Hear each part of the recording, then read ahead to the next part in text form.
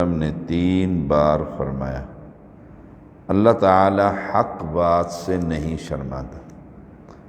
پھر فرمایا عورتوں سے ان کی پیٹھوں میں مجامعت نہ کرو۔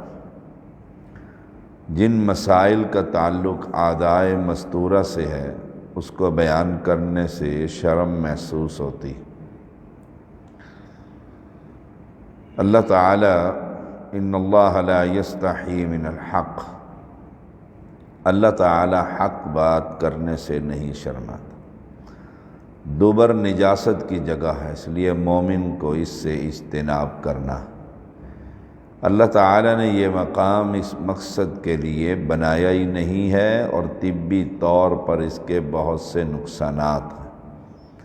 حال ہی میں ایڈز جیسی بیماری اسی صورت میں انسان کو لگتی ہے۔ یہ وہ مقام ہے جہاں نجاست کے ایام میں بھی جائز مقام میں بھی ممنوع ہو جاتا ہے، تو مقام دوبر تو نجاست ہی نجاست ہے، وہ کیسے جائز ہو سکتا ہے؟ مرد کا مرد سے یا عورت کا عورت سے جنسی تعلق بہت بڑا گناہ۔ جنسی لواطت کی وجہ سے اللہ تعالی نے لوط علیہ السلام کی پوری قوم پر پتھر برسا کر اور ان لوگوں کی بستیاں الٹ کر انہیں تباہ و برباد کر دیا۔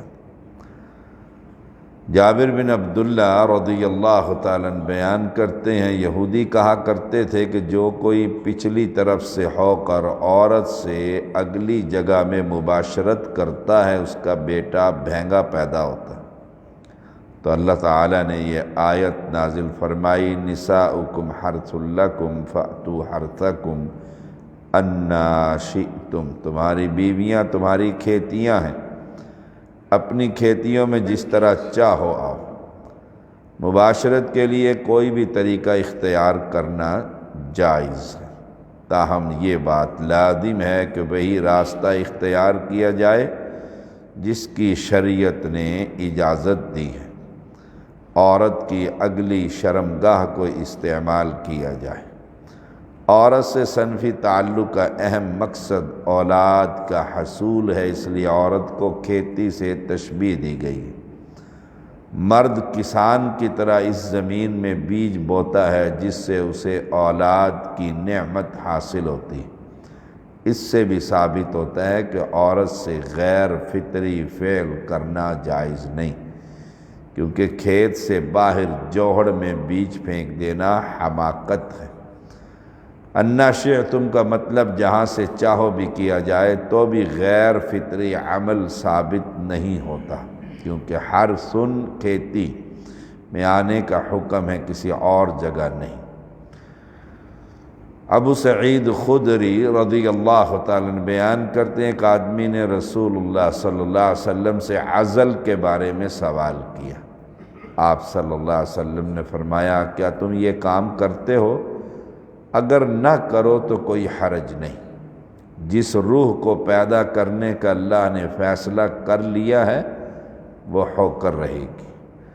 عزل کا معنی کہ عورت سے جمع کرتے وقت جب انزال ہونے لگے تو پیچھے ہٹ جائے تاکہ حمل ٹھہرنے کا اندیشہ نہ رہے۔ لونڈیوں سے اس لیے عزل کیا جاتا ہے کہ ان کی ہاں اولاد نہ ہو، کیونکہ اولاد ہونے کے بعد اگر لونڈی کو بیچا جائے تو اس کا بچہ پہلے مالک کے پاس رہ جائے گا، ماں بیٹے کی جدائی ہو جائے گی جو نامناسب ہے۔ اگر نہ کرو تو کوئی حرج نہیں، اس میں اشارہ ہے کہ اجتناب بہتر ہے، سختی سے منع نہیں کیا گیا۔ جابر رضی اللہ تعالیٰ نے بیان کرتے ہیں، ہم رسول اللہ صلی اللہ علیہ وسلم کے زمانے میں عزل کیا کرتے تھے اور قرآن نازل ہو رہا تھا۔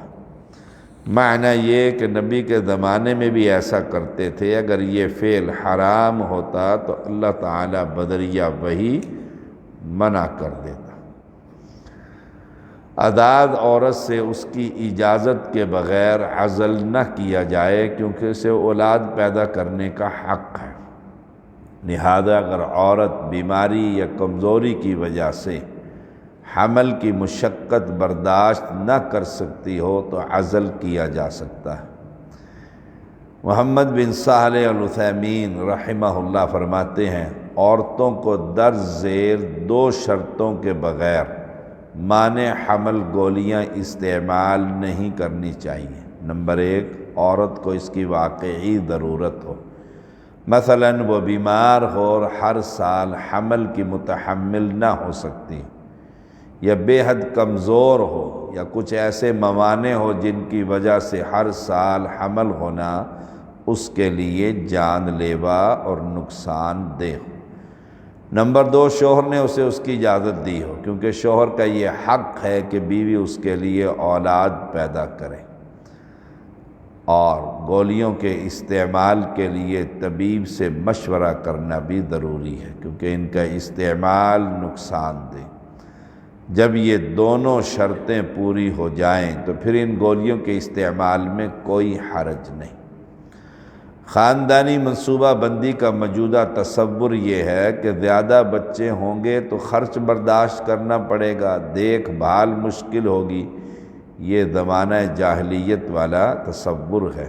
جو لوگ اس ڈر سے بچوں کو قتل کر دیتے تھے، اللہ تعالی نے ان کی غلط فہمی دور کی اور فرمایا وَلَا تَقْتُلُوا أَوْلَادَكُمْ خَشْيَةَ إِمْلَاقٍ نَحْنُ نَرْزُقُهُمْ وَإِيَّاكُمْ إِنَّ قَتْلَهُمْ كَانَ خِطْئًا كَبِيرًا۔ مفلسی کے خوف سے اپنی اولاد کو قتل نہ کرو، ان کو بھی ہم ہی رزق دیتے ہیں اور تمہیں بھی، یقیناً ان کا قتل کبیرہ گناہ۔ مغرب کے عیسائی ممالک مسلمانوں کو اس کی ترغیب اس لیے دیتے ہیں کہ وہ مسلمانوں کی افرادی قوت میں اضافے سے خوف زدہ ہے۔ یہی وجہ ہے وہ خود اپنے لوگوں کو زیادہ بچہ کرنے میں ترغیب دینے لگے۔ اللہ کریم ہم سب کو فہم عطا فرما، توحید و سنت پر عمل کی توفیق عطا فرما، لعنت والے کاموں سے ہر شخص کو محفوظ فرما۔ صلی اللہ علیہ وسلم۔